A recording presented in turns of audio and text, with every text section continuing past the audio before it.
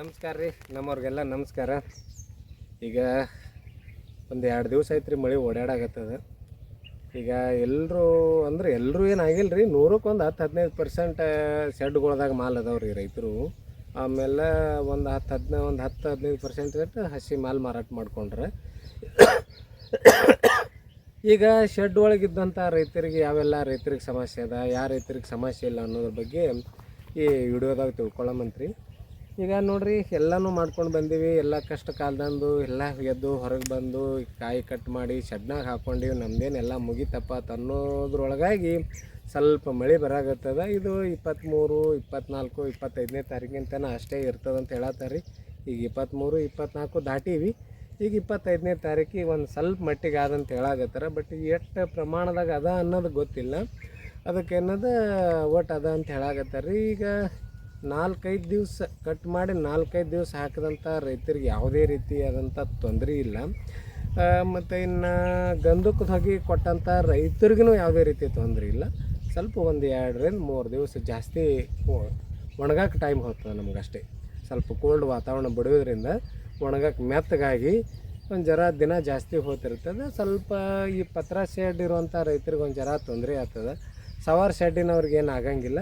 ಇನ್ನೊಂದು ನಮ್ಗೆ ತೊಂದರೆ ಅಟ್ಟಪರಿ ಆಗಂಗಿಲ್ಲ ತಲ್ಲಕ್ಕೆ ಅನ್ನೋದ್ರಿ, ಬಿಸಿಲು ಕಡಿಮೆ ಐತಿ. ಇದು ಬಿಸಿಲು ಐತ್ರಿ ಸ್ವಲ್ಪ. ಅವಾಗ ಬಿಸಿಲು ಬರ್ಲಾಗತ್ತದ. ಹಿಂಗೆ ಮೋಡ ಮುಸ್ಕಿದ ವಾತಾವರಣ ಇಲ್ಲ. ಸ್ವಲ್ಪ ಬಿಸಿಲು ಬರೋದ್ರಿಂದ ಯಾವುದೇ ರೀತಿಯಾದಂಥ ಪ್ರಾಬ್ಲಮ್ ಆಗಂಗಿಲ್ಲ. ಸ್ವಲ್ಪ ಆರ್ತಿರ್ತದೆ ಸ್ವಲ್ಪ ಬಿಸಿ ಗಾಳಿ ಬಡಿಯೋದ್ರಿಂದ.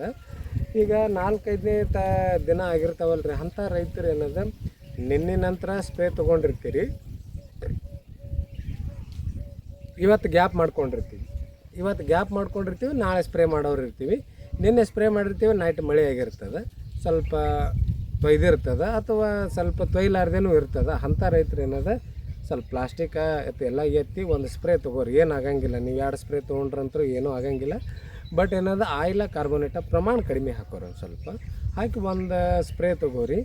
ಆಮೇಲೆ ಇನ್ನು 7-8 ದಿವಸ ಏನೋ ಗಂಧಕದ ಹೋಗಿ ಕೊಟ್ಟಿಲ್ಲ ಅಂದ್ರೆ ಅಂಥ ರೈತರು ಶೆಡ್ನಾಗಿದ್ದರು ನೀವು ನಿನ್ನೆ ಹೊಡೆದೀನಿ ರೀ, ಇವತ್ತು ಹೊಡಿಬೇಕೇನು, ಇವತ್ತು ಗ್ಯಾಪ್ ಮಾಡ್ತೀನಿ ರೀ ಅಂತಂದ್ರಿಲ್ಲ. ನಿಮ್ಮ ಏರಿಯಾದಾಗ ಮಳೆ ಆಗಿತ್ತು ಅಂದ್ರೆ ಕಂಪಲ್ಸರಿ ಒಂದು ಸ್ಪ್ರೇ ತೊಗೊಳ್ಳೇಬೇಕು ರೀ. ಆಮೇಲೆ ಇನ್ನು ಗಂಧಕದ ಹೋಗಿ ಕೊಟ್ಟಂಥ ರೈತರಿಗೆ ಏನೂ ತೊಂದರೆ ಇಲ್ಲ. ಸ್ವಲ್ಪ ದಿನ ಜಾಸ್ತಿ ಹೋಗ್ತದೆ ಅಟ್ಟೆ ಖರೆ. ಆದರೆ ಯಾರೂ ಭಯ ಪಡಬೇಡ್ರಿ. ಈಗ ನೀವು ಮಳೆ ಆಗ್ಯದ ನಿನ್ನೆ ಹೊಡೆದೀನಿ ಇವತ್ತೇನು ಅಲ್ಲ ಅಂತ ಔಷಧ ಬೇಡ ನಾಳೆ ಹೊಡೆಂತು ಅಂತಂದ್ರೆ ಸ್ವಲ್ಪ ಕಪ್ಪಾಗೋ ಚಾನ್ಸಸ್ ಇರ್ತದೆ. ಬಟ್ ಇನ್ನೊಂದು 6-7 ದಿವ್ಸಿಗಂದ್ರೆ ವಿಶೇಷವಾಗಿ 80% ಎಲ್ಲ ಒಣಗದಂಗೆ ಆಗಿರ್ತದೆ.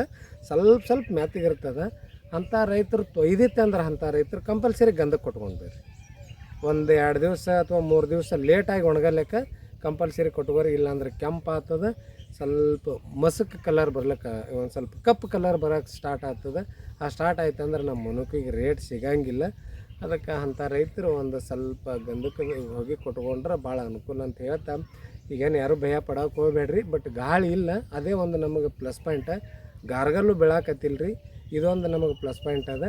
ಒಂದು ಸ್ವಲ್ಪ ಈ ಲಚ್ಚಾಣ ಭಾಗದಾಗ ಚಡ್ಚಾಣ ಭಾಗದಾಗ ಸ್ವಲ್ಪ ಇಂಡಿ ಸಮೀಪ ಒಂದು ಸ್ವಲ್ಪ ಗಾಳಿ ಜೋರೈತಿ. ಇದ್ರ ಬಿಟ್ಟರೆ ಎಲ್ಲಿ ಗಾಳಿ ಜೋರಾಗಿಲ್ಲ, ಹಾಳಾಗಿಲ್ಲ. ಸ್ವಲ್ಪ ಮಳೆ ಆಗ್ಯದ, ಬಟ್ ಏನೂ ಆಗಂಗಿಲ್ಲ. ಈ ರೀತಿ ಮಾಡ್ಕೊರಿ ಅಂತ ಹೇಳ್ತಾ ಈ ವಿಡಿಯೋ ಇಲ್ಲಿಗೆ ಮುಗಿಸ್ತೀನಿ.